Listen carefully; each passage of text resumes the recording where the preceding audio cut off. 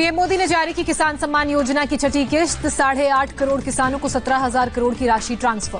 PM Modi ने 1 लाख करोड़ का किसान इंफ्रास्ट्रक्चर फंड भी किया जारी। कहा 21वीं सदी में भारत में ग्रामीण अर्थव्यवस्था की तस्वीर बदलने वाली है। पूरे देश में किसान उत्पादक संघ बनाने की दिशा में काम जारी। पीएम मोदी ने कहा देश में 10,000 नए किसान उत्पादक संघ बनेंगे। 350 कृषि स्टार्टअप को मदद कर रही है सरकार। पीएम मोदी ने छोटे किसानों को लाभ पहुंचाने का दोहराया संकल्प। कहा छोटे किसानों को देश की कृषि के शक्तिकरण से जोड़ रहे हैं। गांव और शहरों के बीच कृषि उत्पादों को लेकर 2-वे सिस्टम बनेगा। प्रधानमंत्री ने कहा महाराष्ट्र और बिहार के बीच शुरू हो चुकी है किसान रेल। बिहार के किसान मुंबई पुणे से सीधे कनेक्ट होंगे। बिहार जाने वाली ट्रेन में मध्य प्रदेश यूपी के किसानों को भी मिलेगा फायदा। मोदी ने कहा महाराष्ट्र से संतरा, अंगूर, प्याज किसान रेल से बिहार भेजे जाएंगे। पीएम मोदी ने कहा आत्मनिर्भर भारत अभियान से किसानों को होगा फायदा। एक देश एक मंडी के मिशन पर 7 साल से काम चल रहा था। प्रधानमंत्री ने कहा डर के तंत्र से कृषि क्षेत्र को मुक्त किया गया। 1.5 साल में किसानों के खाते में 75,000 करोड़ रुपए। पीएम मोदी आज अंडमान निकोबार के बीजेपी कार्यकर्ताओं को वीडियो कॉन्फ्रेंसिंग के जरिए करेंगे संबोधित। बीजेपी अध्यक्ष जेपी नड्डा भी रहेंगे मौजूद। प्रधानमंत्री मोदी ने स्वतंत्रता दिवस से पहले 1 सप्ताह के गंदगी मुक्त भारत अभियान का आगाज किया। कोरोना के खिलाफ जंग में स्वच्छ भारत मिशन को बताया कारगर। प्रधानमंत्री मोदी ने स्वच्छ भारत मिशन पर बनाए गए एक वीडियो को भी देखा। वीडियो में स्वच्छता कार्यक्रम का संदेश दिया गया। प्रधानमंत्री मोदी ने राष्ट्रीय स्वच्छता केंद्र का उद्घाटन किया। राष्ट्रीय स्वच्छता केंद्र के सभी सेक्शंस का जायजा लिया। प्रधानमंत्री मोदी ने छात्रों को भी संबोधित किया। कहा गांधी जी ने स्वच्छता को बनाया आजादी के आंदोलन का बड़ा माध्यम। पीएम मोदी की स्वच्छता अभियान मुहिम पर राहुल गांधी का तंज। कहा देश में लगातार बढ़ रही असत्य की गंदगी को भी साफ करने की जरूरत। आत्मनिर्भर भारत के लिए रक्षा मंत्रालय की तैयारी। अब भारत में बनेंगे 101 उपकरण। रक्षा मंत्रालय ने तैयार की लिस्ट। आत्मनिर्भर भारत के मद्देनजर रक्षा मंत्रालय का बड़ा फैसला। रक्षा मंत्रालय ने 101 उपकरणों के आयात पर रोक लगाई। राजनाथ सिंह बोले स्वदेशीकरण के लिए हैं तैयार। आत्मनिर्भर भारत को बूस्ट देने के लिए रक्षा मंत्री ने बड़ा ऐलान किया। अगले 6 से 7 साल में घरेलू रक्षा उत्पाद बढ़ेगा। घरेलू इंडस्ट्री को करीब 4 लाख करोड़ का देंगे ऑर्डर। रक्षा क्षेत्र के लिए 52,000 करोड़ के लिए अलग से बजट। राजनाथ सिंह ने कहा 101 आइटमों में artillery gun, assault rifle, transport aircraft, LCH, radar शामिल। सोनार सिस्टम, परिवहन विभाग भारत में ही बनेंगे। लिस्ट सेना की जरूरत के हिसाब से समय समय पर होती रहेगी अपडेट। अभी से चुनावी मोड में बीएसपी। पार्टी सुप्रीमो मायावती ने खेला ब्राह्मण कार्ड। कहा ब्राह्मण महापुरुषों के नाम पर बनाई जाएगी प्रतिमा। मायावती ने समाजवादी पार्टी को ब्राह्मणों के शोषण का लगाया आरोप। कहा सत्ता में आने पर ब्राह्मण समाज का रखेंगी ख्याल। ब्राह्मणों को बताया बीएसपी का वोट बैंक। मायावती ने बीजेपी पर भी साधा निशाना। कहा राम मंदिर के नाम पर सियासत नहीं करनी चाहिए। राष्ट्रपति को भूमि पूजन समारोह में नहीं बुलाने पर खड़े किए सवाल। मायावती ने कहा केवल राम मंदिर के निर्माण से नहीं आएगा रामराज। यूपी में जंगल राज। अगर योगी सरकार चाहती है जंगल राज खत्म हो तो अपराध पर नकेल कसे। आंध्र प्रदेश के विजयवाड़ा में बड़ा हादसा। होटल में बनाए गए कोविड सेंटर में लगी भीषण आग। हादसे में 11 लोगों की मौत हुई, कई जख्मी। विजयवाड़ा के पुलिस कमिश्नर ने मौत की पुष्टि की। शॉर्ट सर्किट से आग लगने की आशंका। कोविड सेंटर में रखे गए थे 30 मरीज। विजयवाड़ा के कोविड केयर सेंटर में आग पर प्रधानमंत्री मोदी ने दुख व्यक्त किया। सीएम ने की बात। गृहमंत्री ने भी संवेदना जताई और हर संभव मदद का भरोसा दिया। मुंबई पुलिस ने सुशांत खुदकुशी में दिया नया ट्विस्ट। सुप्रीम कोर्ट में दायर हलफनामे में कहा हमारे पहुंचने पर सुशांत का शव बेड पर पड़ा था। सुशांत के घर मुंबई पुलिस की तरफ से इंस्पेक्टर भूषण महादेव पहुंचे थे। घर पर सुशांत की बहन समेत 5 लोग उस वक्त मौजूद थे। मुंबई पुलिस ने सुप्रीम कोर्ट में सुशांत खुदकुशी केस की सीबीआई जांच का विरोध किया। कहा सीबीआई ने केस हाथों में लेने में जल्दबाजी की। मुंबई पुलिस ने बिहार पुलिस की एफआईआर को बताया राजनीति से प्रेरित। कहा बिहार पुलिस को दर्ज करना चाहिए थी 0 एफआईआर। सुशांत केस पर बोले महाराष्ट्र के गृह मंत्री अनिल देशमुख। कहा सुप्रीम कोर्ट के निर्देशों के तहत राज्य सरकार करेगी काम। मुंबई पुलिस पेशेवर तरीके से कर रही है जांच। सुशांत के पिता ने सुप्रीम कोर्ट में हलफनामा दाखिल किया। रिया की याचिका खारिज करने की गुहार लगाई। कहा केस सुप्रीम कोर्ट में ट्रांसफर होने के बाद पुलिस की जांच का मतलब नहीं। सुशांत के पिता और बहन से मिले हरियाणा के मुख्यमंत्री मनोहर लाल खट्टर। कहा सीबीआई जांच के बाद जरूर मिलेगा न्याय। रिया चक्रवर्ती के भाई शौविक चक्रवर्ती से ईडी ने 20 घंटे तक मैराथन पूछताछ की। थोड़ी देर पहले पूछताछ खत्म हुई। पूरी रात बाहर नहीं निकला शौविक। सिद्धार्थ पिठानी से भी ईडी करेगी पूछताछ। कल ईडी दफ्तर नहीं पहुंचे थे सिद्धार्थ। कोझिकोड में हादसे के शिकार एयर इंडिया के विमान का ब्लैक बॉक्स और डिजिटल फ्लाइट डेटा रिकॉर्डर मिला। आखिरी चंद सेकंड में पायलट और एटीसी के बीच बातचीत की जानकारी अब मिलेगी। केरल के कोझिकोड एयरपोर्ट पर हादसे के शिकार विमान का ब्लैक बॉक्स दिल्ली लाया गया। टेस्टिंग के लिए डीजीसीए की लैब में रखा गया। एयरपोर्ट अथॉरिटी ऑफ इंडिया के मुताबिक पायलट को भारी बारिश के कारण नहीं दिखा था रनवे, दूसरे रनवे पर प्लेन लैंडिंग की दी गई इजाजत। एयरपोर्ट अथॉरिटी ऑफ इंडिया के मुताबिक प्लेन ने रनवे पर टैक्सीवे की तरफ किया टचडाउन, रनवे से 1000 मीटर पहले की लैंडिंग, रनवे की पूरी लंबाई 2700 मीटर। नागरिक उड्डयन मंत्री हरदीप पुरी ने कोझिकोड एयरपोर्ट के रनवे पर उठे सभी सवालों को खारिज किया, कहा डीजीसीए की सभी चिंताओं को दूर किया गया था। कोझिकोड एयरपोर्ट के रनवे को लेकर डीजीसीए ने पिछले साल ही दी थी चेतावनी, सुरक्षा कारणों के कई बिंदुओं पर किया था आगाह। कोझिकोड हादसे में 18 यात्रियों की मौत, 149 घायलों में 23 को अस्पताल से छुट्टी मिली, 23 की हालत नाजुक। केरल हादसे में जान गंवाने वाले यात्रियों के परिवार को 10 लाख के मुआवजे का ऐलान, सीएम पी विजयन ने किया ऐलान। केरल हादसे में जान गंवाने वाले पायलट दीपक साठे की मां का कल था जन्मदिन, कहा मैं दीपक की मां हूं, यही सबसे बड़ी बात।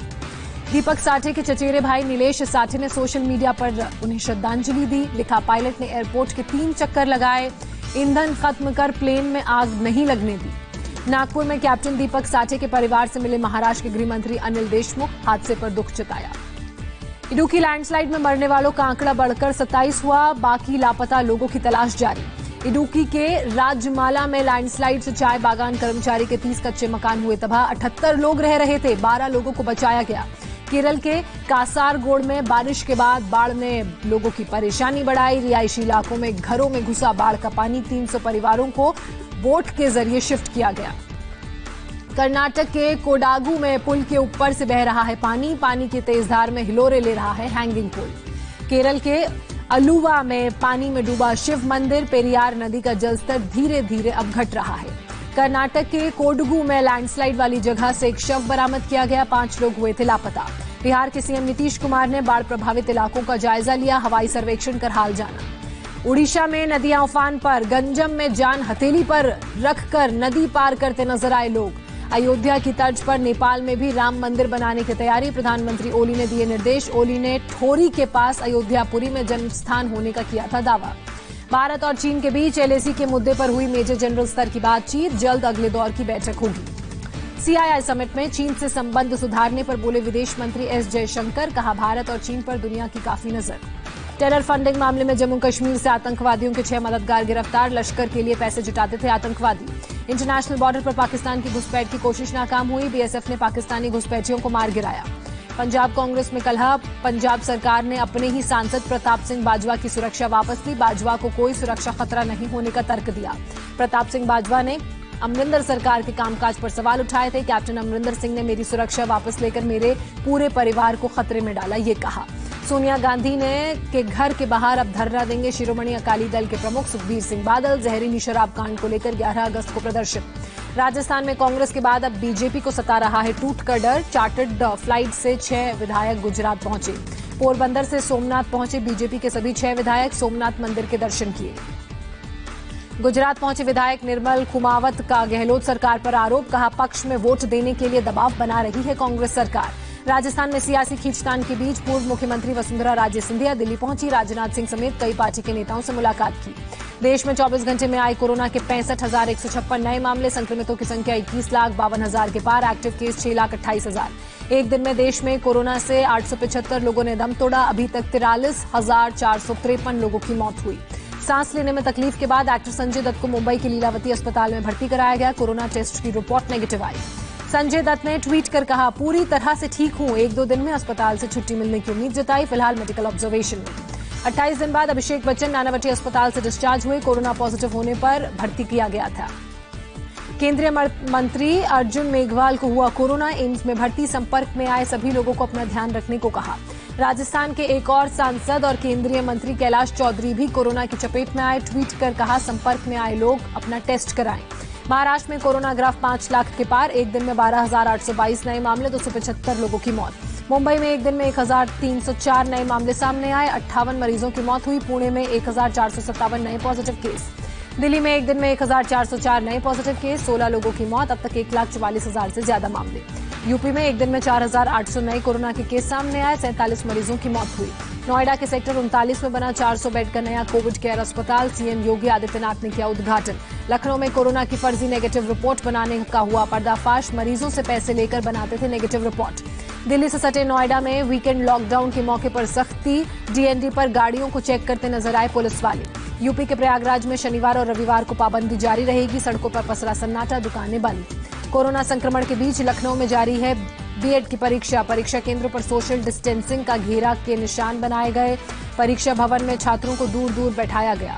कोरोना संकट के बीच यूपी बीएड प्रवेश परीक्षा जारी। एग्जाम सेंटर के बाहर थर्मल स्क्रीनिंग के लिए तैनात की गई स्पेशल टीम।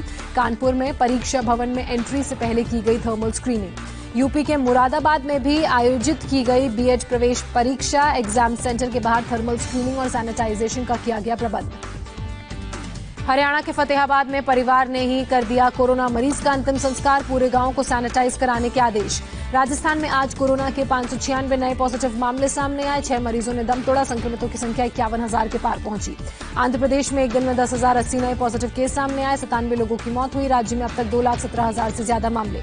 बिहार में एक दिन में कोरोना के करीब 4,000 नए केस सामने आए। कोरोना ग्राफ 75,000 के पार। 24 घंटे में रिकॉर्ड 19 मौत। गया में कोरोना वॉरियर्स का सम्मान। मेयर और डिप्टी मेयर ने किया सम्मानित। बंगाल में कोरोना से मरने वालों की संख्या 2,000 के पार हुई। एक दिन में 51 लोगों की मौत हुई। 2,949 नए मामले सामने आए। कोरोना के खिलाफ जंग में देश में अभी तक 196 डॉक्टर्स ने जान गंवाई। आईएमए ने पीएम को दिलाया ध्यान। डॉक्टरों की सुरक्षा को लेकर चिंता जाहिर की। जम्मू कश्मीर के बडगाम में आतंकवादियों ने बीजेपी ओबीसी मार्च के जिला अध्यक्ष पर गोली चलाई। अब्दुल हमीद को अस्पताल में भर्ती कराया गया। सुरक्षा बल इलाके की घेराबंदी कर तलाशी ले रहे हैं। मारा गया बीजेपी विधायक कृष्णानंद राय हत्याकांड का आरोपी राकेश पांडे। यूपी एसटीएफ ने लखनऊ के सरोजनी नगर में किया एनकाउंटर। यूपी के कई जिलों में राकेश पांडे पर दर्ज थे दर्जनों केस। मुख्तार अंसारी और मुन्ना बजरंगी भी का करीबी बताया गया। 50,000 का इनामी बदमाश था राकेश पांडे।